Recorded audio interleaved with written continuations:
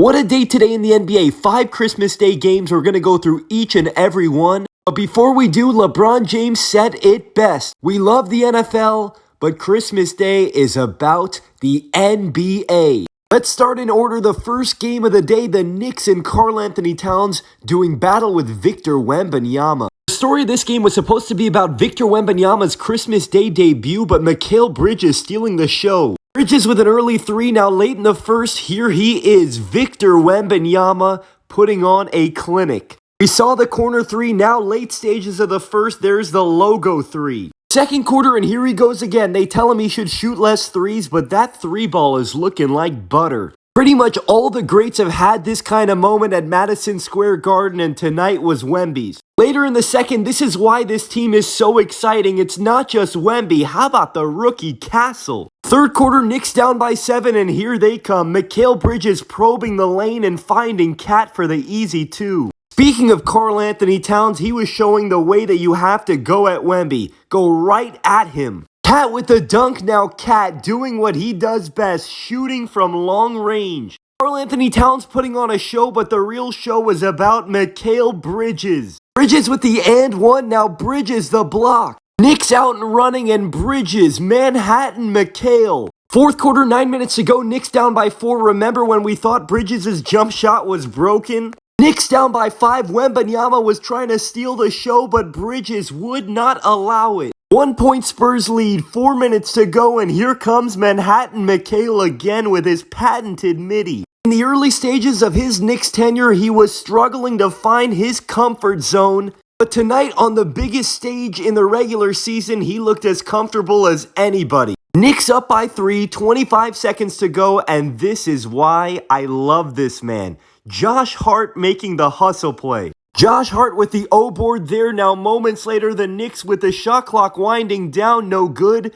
But there he is again, sealing the Knicks win. Victor Wembanyama was out of this world in this game, but Mikal Bridges is my player of the day. 6 for 9 from 3, 41 freaking points. Bridges and the Knicks get the W, but Wemby once again showing that he is almost ready to take the league over. And by the way, remember this. The Knicks were 5-6 to start the season. Now they're 20-10. They're playing some great freaking basketball. Next game on the schedule, Wolves and Mavericks, 2 teams that have been going in opposite directions. Mavs have won 8 of 10. The Wolves have lost 3 in a row. Anthony Edwards looking to change that. Ant-Man setting the tone here in this first quarter with a pair of 3-pointers. Here he goes again, early stages of the first. Edwards getting the isolation, navigating to the rim with a lefty finish. Dallas's dynamic duo responding back though. Luka, another wing triple. Early stages of the second quarter, Dallas down by 1, and history made by Klay Thompson, tying Reggie Miller for 5th all-time in threes.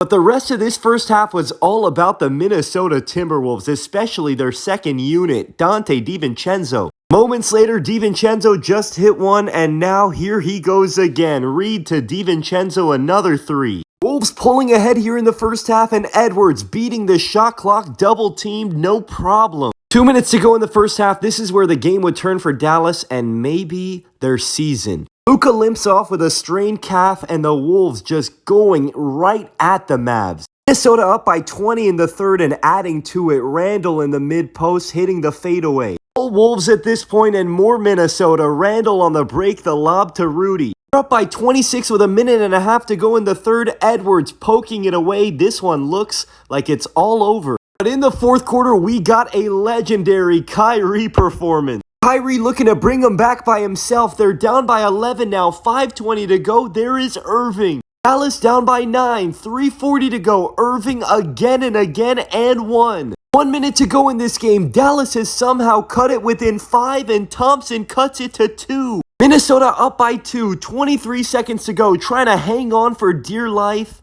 and Ant-Man to the rescue. Even when they get an impressive win on the road, they still make you hold your breath. Minnesota, though, desperately needed that one. It really felt like Kyrie was going to steal it. They were down by 26 late in the third. Kyrie with 39 on the night. And unfortunately for the Mavericks, they lose more than just the game. According to Shams, the Mavericks are bracing for star Luka Doncic to miss an extended period of time after sustaining a calf strain. Doncic left the arena on crutches, and remember, when you strain your calf, the Achilles becomes even more vulnerable, so the Mavericks are going to have to be extra cautious with Luka, and we know in the West, if you lose a few games, you could really fall in the standings. Next up from Boston, the Sixers and the Celtics, the 12 seed versus the 2 seed. Al Horford starts it with a 3 for the Celtics. On the other end, Tyrese Maxey putting on another show. More Maxey in the first, going right by Luke Cornett, the tough reverse finish. More Sixers later in the first, defense leading to offense. George forcing the turnover, Maxey leaving it for Joel, getting the bucket and the foul.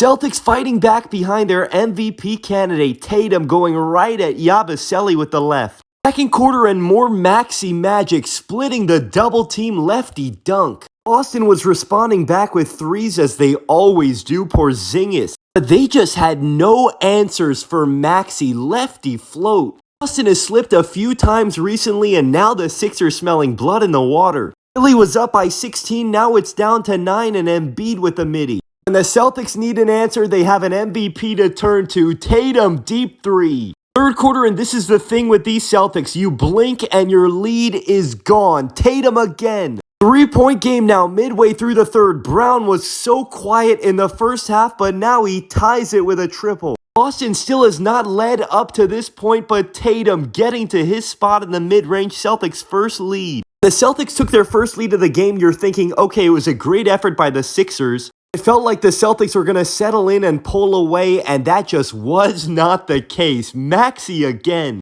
Sixers up by 8, Maxey taking matters into his own hands. Maxey having himself an incredible game, and so was Caleb Martin. The bank was open on Christmas for Caleb, and now Caleb left unguarded, and again he hits. This was the surprise result of Christmas. The Sixers on the road, the 12th seed in the East, pulling off a massive upset. I said it all season, I'll say it again tonight. As long as this team has a healthy Joel Embiid, a healthy Tyrese Maxey, and a healthy Paul George, I'm not giving up on them. And tonight, Maxey with 33, 12, and 4, Embiid with 27 and 9.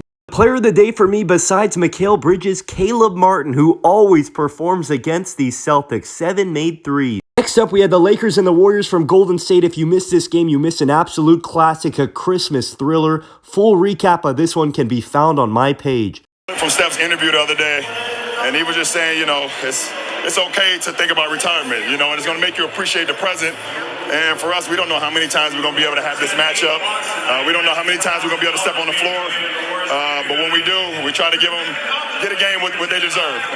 Last but not least, tonight from Phoenix, Nuggets and Suns from the desert. Phoenix off to a great start in this first quarter, up 7, Durant, playmaking, beautiful dime to Nurkic. Nuggets down by 6 late in the first, and as has been the case so many times this season, Russ to the Joker. Russell Westbrook comes into these games for the Nuggets and completely shifts the energy. Westbrook with the and one, final seconds of the first, Jokic, pump fake and one himself. Again for the Suns tonight, there was no Devin Booker, but it helps when Beal steps up like he did. Beal doing his thing 2 minutes to go in the first half, and of course Durant doing his, getting right to his spot in that patented mid-range. It's still the craziest stat of the season to me. The Suns are 1-9 without Kevin Durant. Third quarter, Phoenix down by 2, Jones to Durant, Durant right back to that elbow. As good as Durant was, though, today for me for Phoenix was about Bradley freaking Beal, defense leading to offense. And then this play, Beal with a massive block, and that leads to this, Nurkic to Ryan Dunn.